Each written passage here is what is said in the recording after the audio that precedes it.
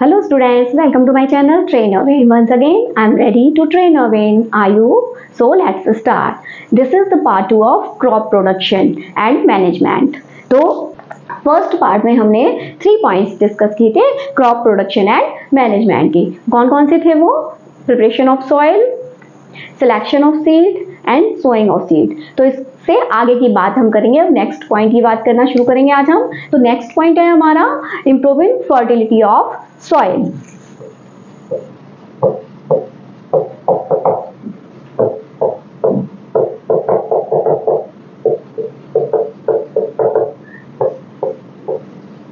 Good yield चाहिए अगर हमें क्रॉप से, तो हमारी सॉइल की फर्टिलिटी अच्छी होनी चाहिए. फर्टिलिटी यानी कि उसमें हमारी क्रॉप्स के लिए अच्छे न्यूट्रिएंट्स अवेलेबल होने चाहिए. तो सॉइल में जो न्यूट्रिएंट्स पाए जाते हैं और हमारे प्लांट्स के लिए, हमारी क्रॉप के लिए जो न्यूट्रिएंट्स ज़रूरी होते हैं, तो मेनली वो 3 न्यूट्रिएंट्स होते हैं: नाइट्रोजन, फॉस्फोरस एंड पोटेशियम.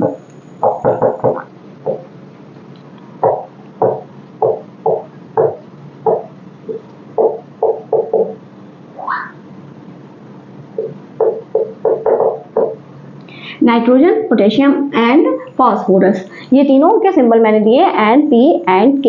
और इसके साथ ही कुछ कैल्शियम और सल्फर सॉल्ट्स भी चाहिए होते हैं हमारी क्रॉप्स को, लेकिन मेन जो है वो ये तीनों होते हैं. तो अगर 2 वेज होते हैं हमारी सॉइल की फर्टिलिटी को इम्प्रूव करने की. नंबर 1 हम पहले डिस्कस कर चुके हैं, प्लोइंग. प्लोइंग से हमारी सॉइल की फर्टिलिटी इंप्रूव होती है, लेकिन सिर्फ प्लोइंग से जो है सफिशिएंट मिनरल्स जो है या न्यूट्रिएंट्स जो हैं वो सॉइल में नहीं आ पाते हैं. तो इसके लिए दूसरा मेथड होता है यूज ऑफ फर्टिलाइजर्स. तो फर्टिलाइजर्स क्या होता है? Any nutrient added to the soil to improve its fertility is called fertilizers. यानी fertilizers वो होते हैं या वो सब्सटेंस होते हैं जो कि सॉइल में हम मिलाते हैं उसकी फर्टिलिटी को बढ़ाने के लिए, यानी उसकी उत्पादकता क्षमता को बढ़ाने के लिए, वो कहलाते हैं फर्टिलाइजर्स. फर्टिलाइजर्स भी 2 टाइप्स के होते हैं. एक तो होते हैं natural man made natural fertilisers, जिनको हम कंपोस्ट या फिर मैन्योर बोलते हैं, जो कि ऑर्गेनिक मैटर से बने होते हैं. और दूसरा होते हैं सिंथेटिक फर्टिलाइजर्स. सिंथेटिक फर्टिलाइजर्स जो है वो फर्टिलाइजर फैक्ट्रीज में केमिकल्स के द्वारा तैयार किए जाते हैं. तो एक एक करके हम दोनों के बारे में बात करेंगे. तो पहला है मैन्योर. मैन्योर या और कंपोस्ट बोलते हैं इसको. ये इसको नेचुरल मैन्योर या कंपोस्ट भी बोला जा सकता है. कि नेचुरल मैन्योर और कंपोस्ट यानी कि वही जो कि ऑर्गेनिक मैटर से, डिकेइंग ऑर्गेनिक मैटर से बनके तैयार होता है, इसको हिंदी में बोलते हैं खाद.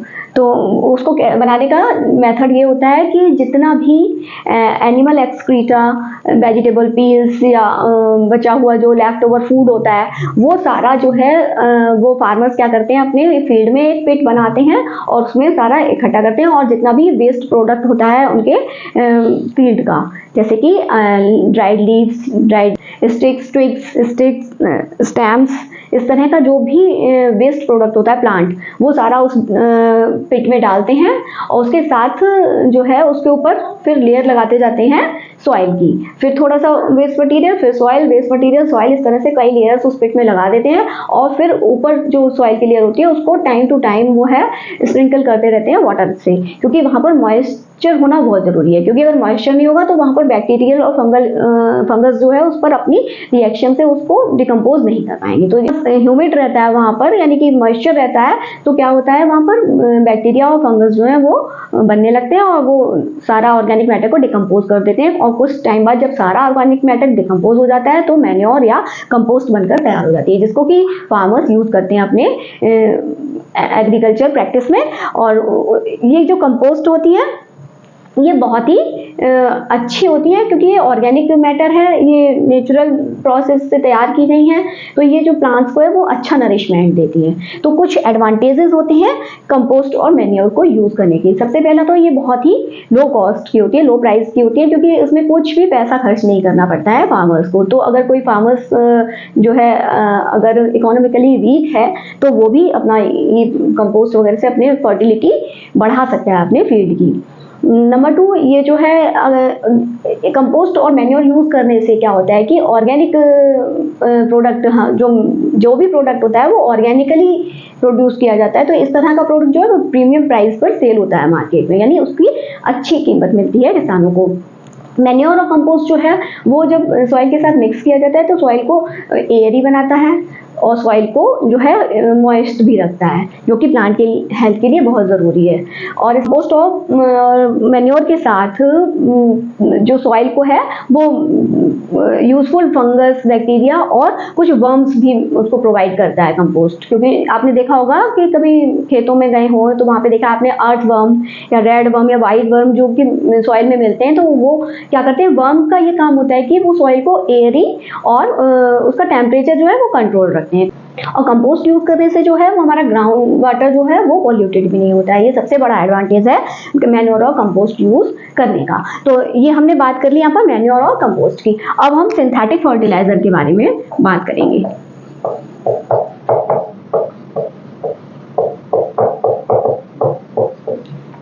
सिंथेटिक फर्टिलाइजर्स जो होते हैं, अभी मैंने बताया आपको, वो फर्टिलाइजर फैक्ट्री में तैयार किए जाते हैं केमिकल्स से। तो इनको अभी अभी मैंने ये भी बताया आपको कि नाइट्रोजन, फॉस्फोरस और पोटेशियम ये जो है मेन न्यूट्रिएंट होते हैं, मेन मिनरल्स होते हैं जो कि हमारे प्लांट को चाहिए होते हैं। तो इसमें नाइट्रोजन, फॉस्फोरस और पोटेशियम के सॉल्ट्स होते हैं। तो जो इसको कलेक्टिवली NPK बोला जाता है। तो ये सुफला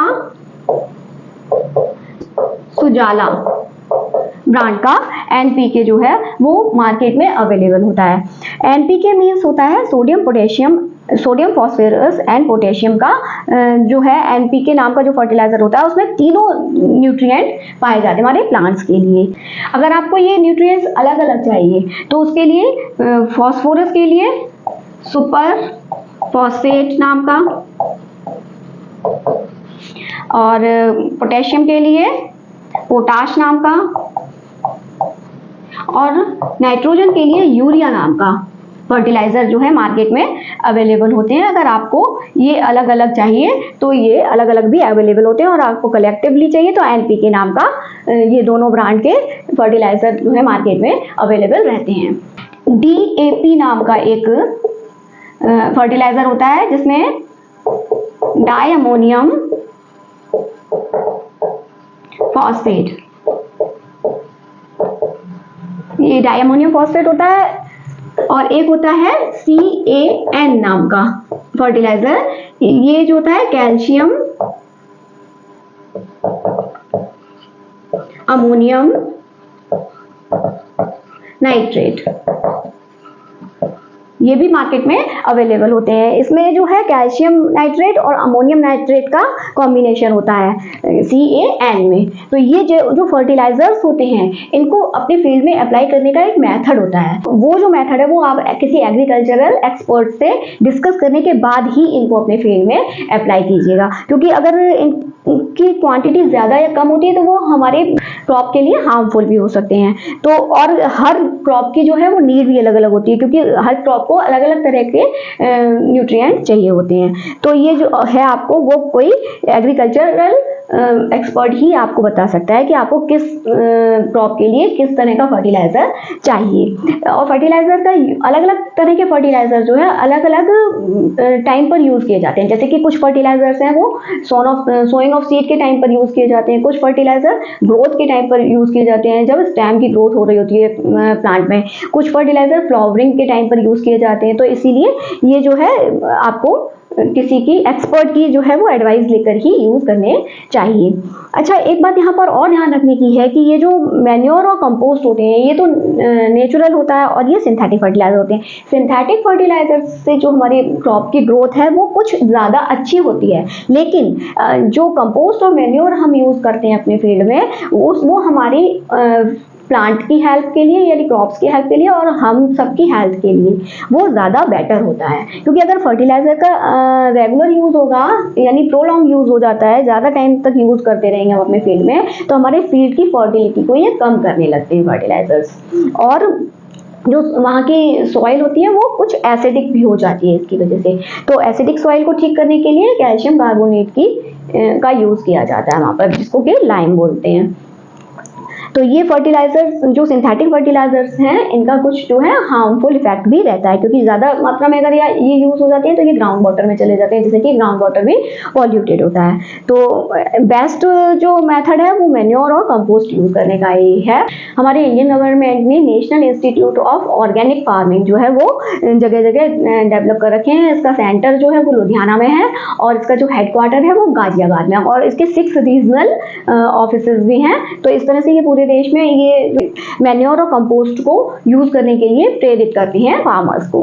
तो ये बात की हमने इम्प्रूविंग फर्टिलिटी ऑफ सॉइल की। अच्छा, सॉइल की फर्टिलिटी को इम्प्रूव करने के लिए कुछ नेचुरल जो हैं वो मेथड भी होती हैं। नेचुरल मेथड में जैसे कि इसके बारे में मैं पहले भी आपसे बात कर चुकी हूँ शायद क्लास 7th में, कि लेग्यूमिनस प्लांट्स में जो राइजोबियम नाम का बैक्टीरिया मिलता है वो जो है नाइट्रोजन फिक्सेशन करता है, यानी कि नाइट्रोजन जो हमारे प्लांट्स को चाहिए उसको सॉइल के लिए फिक्स करके देता है नाइट्रेट फॉर्म में।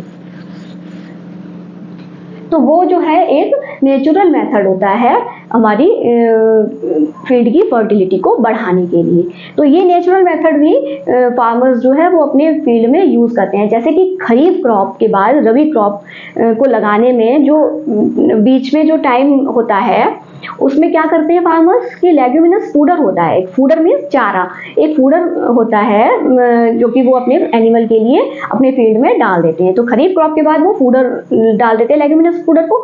तो क्या करते हैं 1-1.5 महीने में जब उनका वो फूडर तैयार हो जाता है, 1-1.5 महीने का गैप रहता है रबी क्रॉप को सोन करने के लिए खरीफ क्रॉप के हार्वेस्टिंग के बाद। तो उस टाइम पीरियड में वो वहाँ पर फूडर प्लांट कर देते हैं, और जो फूडर जब बन के तैयार हो जाता है उनका तो ऊपर से हार्वेस्ट कर लेते हैं उसको, यानी कट कर लेते हैं अपने एनिमल्स के लिए, और उसकी जो रूट्स होती हैं नोड्स के साथ वो सॉइल में ही छोड़ देते हैं वो। तो उससे उनको 2 फायदे मिलते हैं, एक तो वो नाइट्रोजन का फिक्सेशन कर देती है उनकी सॉइल के लिए, और दूसरा जो रूट्स का वेस्ट बचता है वो मैन्योर बना देता है कुछ समय बाद।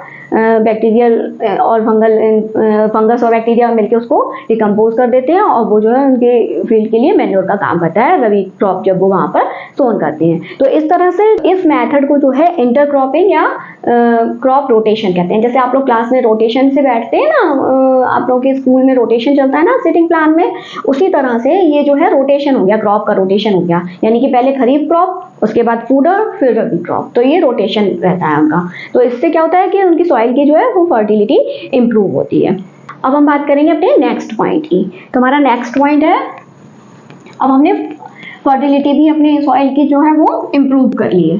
तो अब हम क्या करेंगे, नेक्स्ट पॉइंट हमारा क्या रहता है, अब हमारी क्रॉप को क्या चाहिए, इरिगेशन यानी कि सिंचाई। अब हमारी क्रॉप को जरूरत है सिंचाई की यानी कि पानी की। तो पहले के टाइम में क्या था, फार्मर्स जो है वो इरिगेशन के लिए मॉनसून पर डिपेंड थे। अगर अच्छी बारिश हो जाती है तो क्रॉप अच्छी हो जाती थी, और अगर कभी बारिश नहीं हुई तो वो है उनका बोया हुआ बीज भी खराब हो जाता था और उनको काफ़ी नुकसान उठाना पड़ता था। लेकिन अब ऐसा नहीं है। अब क्या है कि हमारे पास डैम्स हैं, कैनाल्स हैं, ग्राउंड वाटर भी है, या फिर जो है थोड़ा बहुत रेन पर भी डिपेंड कर रहे हैं कहीं कहीं। तो इन सब फैसिलिटीज़ के साथ जो है अब इरिगेट करना फील्ड को बहुत ही ईजी हो चुका है। लेकिन फील्ड को इरिगेट करने के लिए हमें एक बात ध्यान रखनी चाहिए कि किस क्रॉप को कितना इरिगेशन की ज़रूरत है। अगर ये ध्यान में रखा जाएगा तो फिर हमारी क्रॉप बहुत अच्छी होगी। ट्रेडिशनल मेथड और मॉडर्न मेथड 2 तरह से इरिगेशन किया जाता है फील्ड को। ट्रेडिशनल मेथड में तो यही रहता है कि आपका रहट है या फिर बैल है, यानी कुएं बना लिए, रहट है की हेल्प से, यानी कि जो ब्लॉक लगा दिए जाते थे बैल्स में और वो रहट बना दिया जाता था जिससे पानी ऊपर आ जाता था और इरिगेट कर दिया जाता था क्रॉप को। तो ये जो है थोड़ा ओल्ड टाइप का प्रोसेस हो गया है जो कि अब कम यूज होता है। बहुत ही कम जगह आपको ये देखने को मिलेगा क्योंकि अब बैल तो देखने को मिलते ही है। तो अब आजकल क्या है, डैम और कैनाल से जो वाटर निकाला जाता है नदियों को ब्लॉक करके, तो वो यूज किया जाता है इरिगेशन में, या फिर जो है ग्राउंड वाटर को पंप करने के लिए ट्यूबवेल्स लगे होते हैं, तो उससे जो है वाटर को पंप करके और हमारे फील्ड्स को इरिगेट करते हैं। लेकिन फील्ड्स को इरिगेट करने में ये ध्यान रखना है कि कभी भी फील्ड्स को जो है फ्लडेड नहीं करना है, उनको एक सही मात्रा में अगर पानी देंगे तो अच्छे से क्रॉप आपकी बढ़ेगी। तो कुछ क्रॉप्स ऐसी होती हैं जो फ्लडेड इरिगेशन रिक्वायर करती हैं, जैसे कि पैडी क्रॉप, पैडी यानी कि राइस क्रॉप जिसको हिंदी में बोलते हैं धान, तो उसके लिए जो है वो फ्लडेड करना पड़ता है हमें अपने फील्ड को। तो जो मॉडर्न मेथड होते हैं वो आजकल बहुत अच्छे, जैसे कि क्योंकि पानी की हमारे पास कमी भी है ड्रिंकिंग वाटर की, तो और ड्रिंकिंग वाटर ही इरिगेशन में काम आता है। तो हमें अगर मॉडर्न मेथड से हम अपने फील्ड्स को इरिगेट करेंगे तो उससे हम पानी की बचत भी कर सकते हैं और हमारी जो है क्रॉप है वो भी बहुत अच्छे से होगी। तो मॉडर्न मेथड में क्या रहता है, मॉडर्न मेथड में 2 मेथड्स होते हैं, एक होता है स्प्रिंकलर और दूसरा होता है ड्रिप इरिगेशन। स्प्रिंकलर में हम रिवॉल्विंग नोजल वाले एक टैंक से इस तरह से ये रिवॉल्विंग नोजल लगे होता है यहाँ पर, और यहाँ से स्प्रिंकलर इस तरह से लगा होता है। इस तरह के केन्स में पानी भर के अपने क्रॉप को जो है स्प्रिंकल करके जो है इरिगेट करते हैं।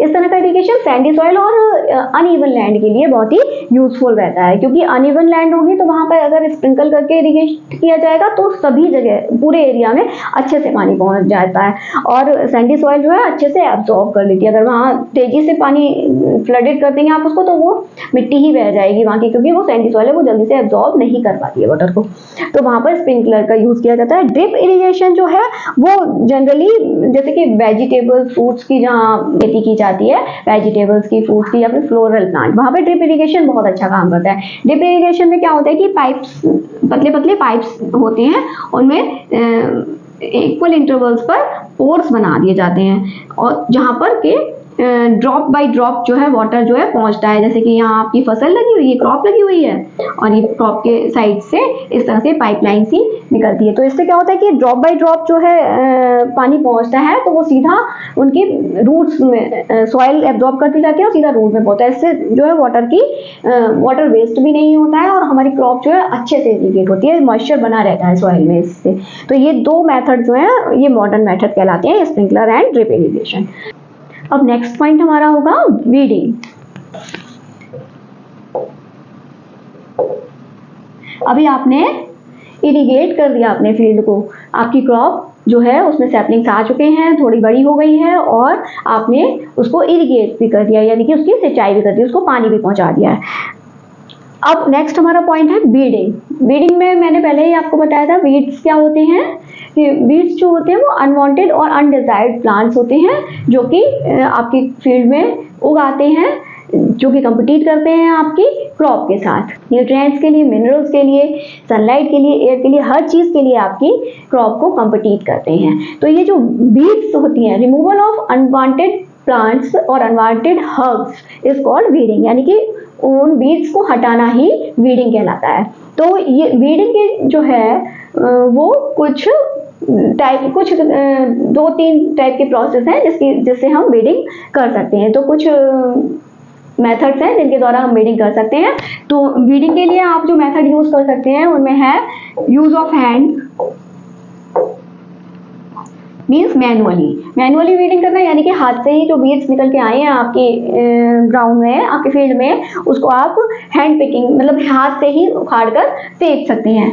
सेकंड है use of troll.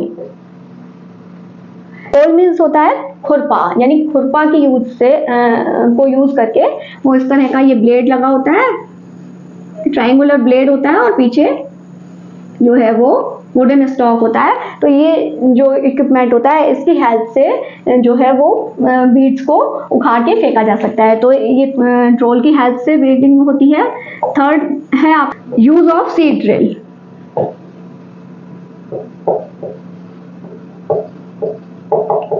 Seed drill के यूज से भी आप जो है अपनी बीड्स को वहां से हटा सकते हैं।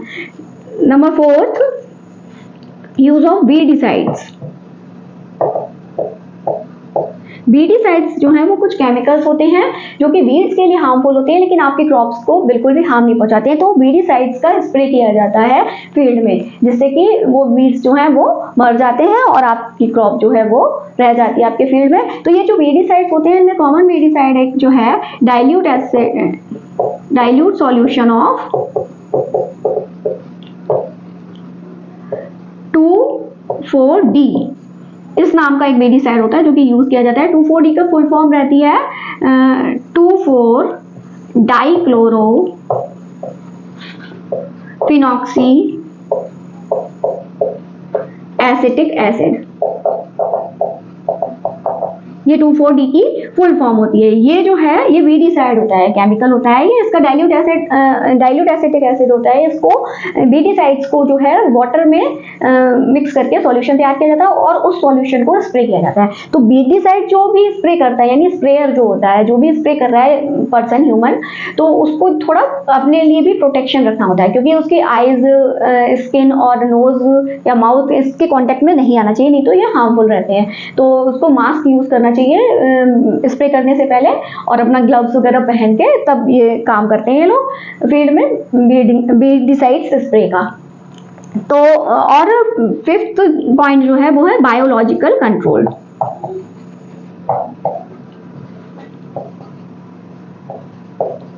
बायोलॉजिकल कंट्रोल का मतलब ये है कि कुछ पेस्ट और इंसेक्ट्स होते हैं जो कि सिर्फ बीड्स पर ही फीड करते हैं। तो ये बीड्स को फुल्ली फीड कर लेते हैं, जिससे कि बीड्स को पूरा फ्लोरिश कर देते हैं, यानी फिनिश कर देते हैं खाकर। तो जिससे कि वो बीड्स जो है अपने आप ही समाप्त हो जाते हैं आपके फील्ड से। तो ये जो कुछ ये इंसेक्ट्स और पेस्ट्स या वर्म्स होते हैं, इनका कल्चरिंग की जाती है, यानी इनकी रियरिंग करते हैं फार्मर्स, इनको पालते हैं अपने फील्ड में बीड्स को हटाने के लिए। तो ये कुछ 5 पॉइंट्स हैं बीडिंग के लिए जिनको फार्मर्स यूज करते हैं। अच्छा, कुछ बीड्स तो है पॉइजनस होती है। तो बीडिंग जो है हमेशा कैसे कब होनी चाहिए कि जब बीड्स में फ्लावरिंग होने के टाइम से पहले ही बीडिंग कर देनी चाहिए, क्योंकि अगर बीड अच्छे से ग्रो करने लगेंगी तो वो कंपटीशन शुरू कर देंगे। और कुछ बीड्स जो है पॉइजनस होती हैं, अगर उनमें फ्लावरिंग हो जाएगी, सीड फॉर्मेशन हो जाएगा, तो वो सीड जो है वो ग्रेन के साथ मिल सकता है, जो कि आगे चल के फिर ग्रेन के साथ मिलकर अगर आपकी बॉडी में पहुंचेगा तो आपके लिए हार्मफुल हो सकता है। तो इसलिए हमेशा बीडिंग जो है वो बीड्स में फ्लावर आने से पहले ही कर देनी चाहिए। लेकिन कुछ जो बीड्स हैं वो कुछ जो है वो हेल्पफुल या यूजफुल भी होती है हमारे लिए, यानी कुछ एडवांटेजेस भी हैं बीड्स के। ऐसा नहीं कि बीड्स से सारे डिसएडवांटेजेस ही हैं। एक तो ये एनवायरनमेंट को जो है पॉइजनस गैसेस से बचाती हैं बीड्स, क्योंकि ये भी प्लांट है, इनमें भी फोटोसिंथेसिस होती है, तो एनवायरनमेंट को अच्छे से जो है क्लीन कर रखती हैं ये।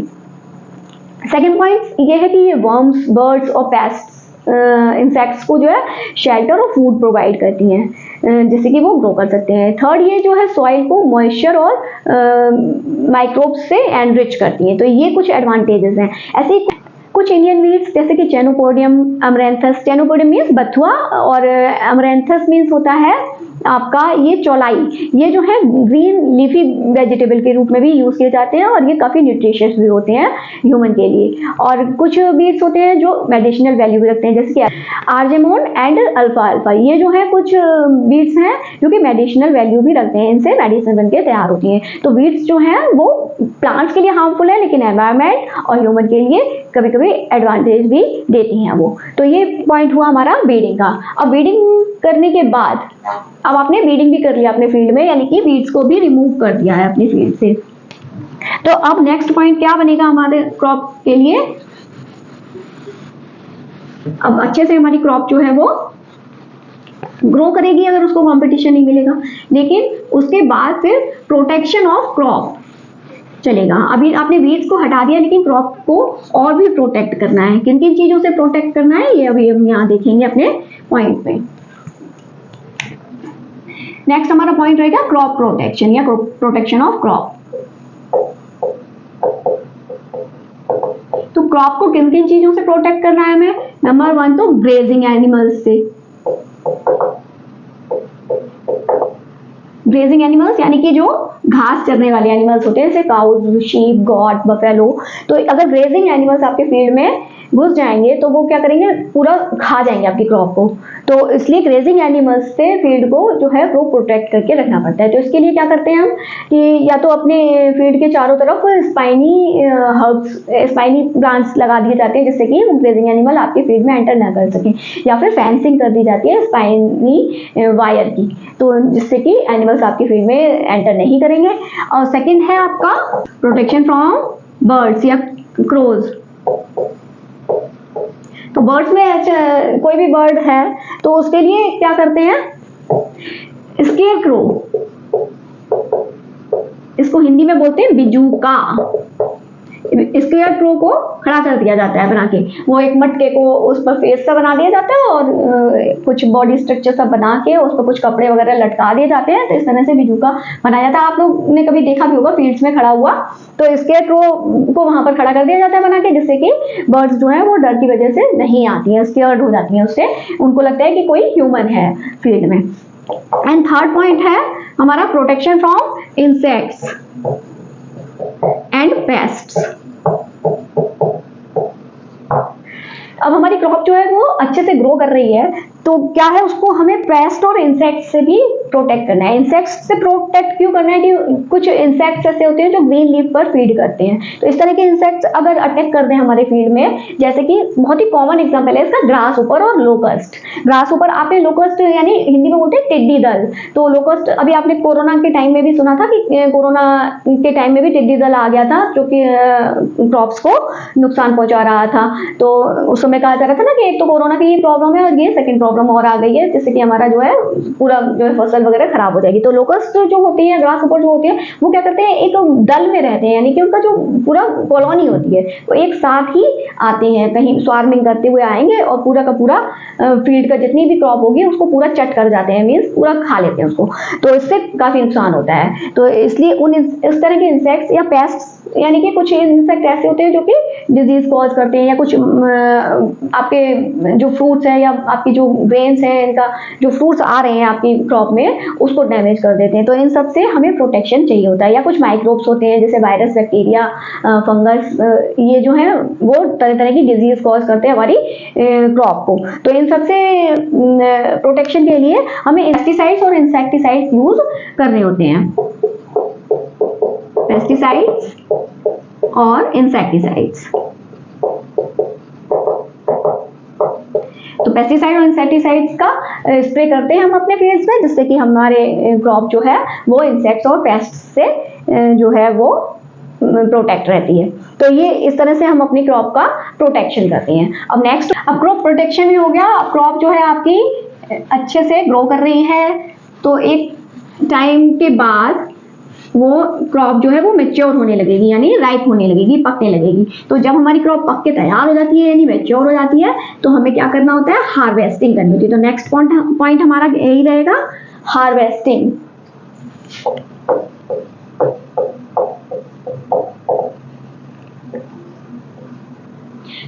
Cutting of crop on maturity and gathering the produce is called harvesting. Harvesting क्या होता है कि जो क्रॉप आपकी राइप होकर यानी मैच्योर होकर तैयार हो गई है, तो उसको कट करना और साथ में उसका जो प्रोड्यूस है उसको गैदर करना, यानी इकट्ठा करना, ये कहलाता है हार्वेस्टिंग। तो हार्वेस्टिंग के ना दो मेथड होते हैं, एक तो होता है मैनुअली और दूसरा होता है मैकेनिकली। तो दो तरह से हार्वेस्टिंग होती है, जो मैनुअल हार्वेस्टिंग या मैकेनिकल हार्वेस्टिंग, ये भी बोल सकते हैं इसको। तो मैनुअल हार्वेस्टिंग जो है उसका नाम से ही पता चल रहा है कि बाय हैंड्स और बाय मैन, यानी कि ह्यूमन एफर्ट्स के साथ ये काम होता है, यानी किसान अपने खेत में खुद काम करता है, हाथ से क्रॉप को कट करते हैं। तो cut the crop by hands.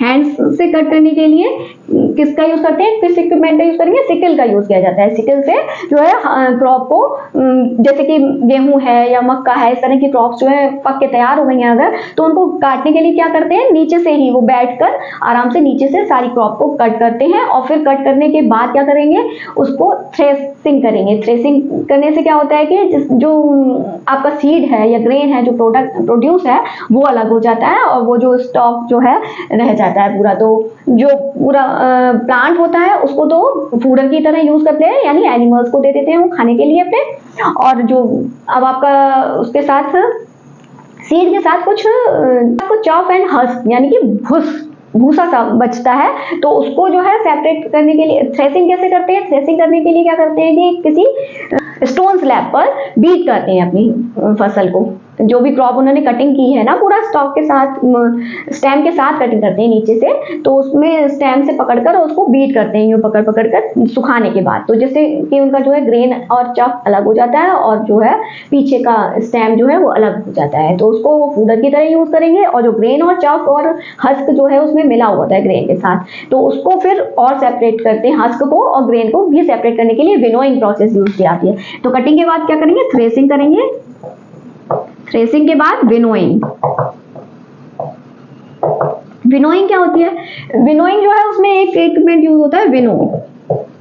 विनो यानी इसको हिंदी में बोलते हैं सूप, आपने देखे होंगे ना सूप इस तरह के बने होते हैं। तो विनोइंग करने के लिए क्या किया जाता है कि सूप में ग्रेन और हस्क का जो मिक्सचर होता है उसको लेते हैं और किसी ऊंची जगह पर थोड़ा सा खड़ा हो जाते हैं, कोई भी पर्सन खड़ा हो जाएगा और फिर वो हस्क और सीड का जो मिक्सचर है उसको विनो से ऐसे धीरे धीरे धीरे धीरे नीचे की तरफ गिराते हैं। तो जब नीचे गिराते हैं तो क्या होता है कि फील्ड में हवाएं चल रही होती हैं, तो हस्क जो है वो होता है lighter than the seed, seed जो आपका हैवी होता है, तो सीड जो है वो एक अलग जगह उसका ढेर बनता जाएगा और हस्क का ढेर जो है हवा के साथ दूरी पर बनेगा। तो इस तरह से विनोइंग की प्रोसेस से हस्क को और ग्रेन को अलग अलग कर लिया जाता है। तो ये मैनुअली जो हार्वेस्टिंग होती है उसमें 3 पॉइंट्स रहते हैं आपका, पहला तो cutting of crop, second threshing and third winnowing. अच्छा, थ्रेसिंग के लिए जरूरी नहीं है कि हाथों से ही थ्रेसिंग करें, मशीन्स भी अवेलेबल होती है कटिंग करने के बाद, हैंड से कटिंग करने के बाद थ्रेसिंग मशीन का यूज करके भी उसको सीड्स को और हस्क वगैरह को अलग करते हैं। उसमें थ्रेसिंग में मशीन में क्या होता है कि अलग अलग होते जाते हैं, विनोइंग भी साथ में ही होती जाती है। अच्छा, मैकेनिकली हार्वेस्टिंग की बात करेंगे हम, तो मैकेनिकली हार्वेस्टिंग यानी कि मशीन्स आने लगी हैं जिनको बोलते हैं कंबाइन हार्वेस्टर या ओनली कंबाइन भी बोला जाता है। कंबाइन इसलिए इसका नाम रखा जाता है, कंबाइन हार्वेस्टर या ओनली कंबाइन भी बोलते हैं उस मशीन को, जो कि ट्रैक्टर्स में ही लगे होते हैं, ट्रैक्टर्स में साथ कंबाइन को फिट करके उस मशीन को यूज किया जाता है। उससे क्या होता है कि कटिंग भी होती है क्रॉप की, साथ में थ्रेसिंग और विनोइंग, यानी कि पूरा प्रोसेस आपका कटिंग करके एक साथ ही सीड्स को और हस्क को अलग करके और आपको वो करके देगा। तो ये जो है कहीं बड़े स्केल पर फार्मिंग हो रही होती है, बहुत बड़े बड़े फील्ड्स में फार्मिंग हो रही है, तो उनके लिए कंबाइन हार्वेस्टर जो है बहुत ही अच्छा जो है वो मशीन है एक तरह से क्रॉप को हार्वेस्ट करने के लिए, क्योंकि ये जो है बहुत टाइम बचाते हैं फील्ड में और मेहनत भी बचाते हैं, तो बहुत इजी हो जाता है फार्मर्स के लिए कंबाइन को यूज करने से हार्वेस्टिंग। तो हार्वेस्टिंग कंबाइन की हेल्प से कर लेते हैं, लेकिन कंबाइन की हेल्प डिसएडवांटेजेस भी रहते हैं। डिसएडवांटेज ये रहता है कि जब कंबाइन से हार्वेस्टिंग किया जाता है तो कंबाइन जो है सिर्फ अपर पार्ट को ही जो है वो कट करते हैं और उसके बाद उसमें थ्रेसिंग की प्रोसेस हो जाती है और आपको सीड और हस्क अलग करके दे देते हैं। लेकिन जो नीचे का जो स्टेम है, यानी कि जो बची हुई जो आपकी क्रॉप है वो खेत में ही खड़ी रहती है, उसको बोलते हैं स्टब। तो वो जो स्टब जो खेत में खड़ा रह जाता है, तो सूखने के बाद क्या करते हैं फार्मर्स, उसको जला देते हैं। एनवायरमेंटल पॉल्यूशन होता है, यानी एयर पॉल्यूशन भी उससे कॉज होता है। तो ये जो है एक डिसएडवांटेज रहता है कंबाइन यूज करने का। तो ये हो गया हार्वेस्टिंग के दोनों प्रोसेस आपने समझ लिए अभी। अब हार्वेस्टिंग करने के बाद क्या करेंगे हम अपनी क्रॉप को, हार्वेस्टिंग के बाद हमारा एक ही काम रह जाता है, स्टोरेज ऑफ प्रोड्यूस, यानी कि जो भी प्रोड्यूस हमें मिलना है, जो भी क्रॉप आपकी फील्ड में ग्रो कर रही थी उससे हमें प्रोड्यूस मिलेगा। यानी अगर आपने माइज लगाया तो माइज मिलेगा आपको, आपने राइस पैडी क्रॉप लगाई है तो आपको राइस मिलेगा, आपने व्हीट क्रॉप की है तो आपको व्हीट मिलेगा, मस्टर्ड क्रॉप की है तो आपको मस्टर्ड सीड्स मिलेंगे। तो इस तरह से आपने अपना प्रोड्यूस गैदर कर लिया है हार्वेस्टिंग करके। अब आपको लास्ट पॉइंट जो हमारा है क्रॉप प्रोडक्शन एंड मैनेजमेंट का, यानी कि स्टोरेज ऑफ प्रोड्यूस या स्टोरिंग ऑफ प्रोड्यूस।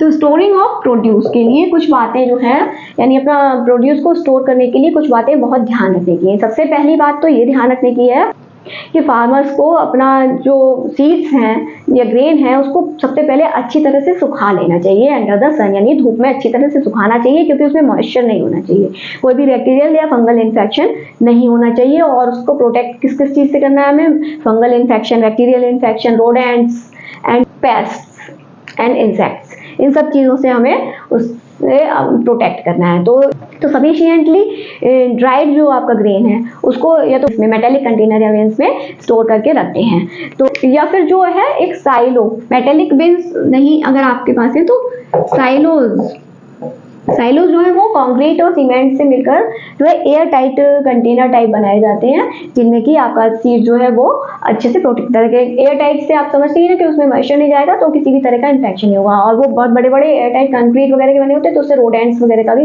इसमें खतरा नहीं है। रोडेंट्स मीन्स रैट्स वगैरह, रैट्स है आपका या स्क्वेरल है, ये आपके ग्रेन्स को खा जाते हैं ना, तो इनसे बचाने के लिए जो है साइलोज में उनको बंद करके रखा जाता है। या फिर जो फार्मर्स हैं वो FCI यानी फूड कॉर्पोरेशन ऑफ इंडिया,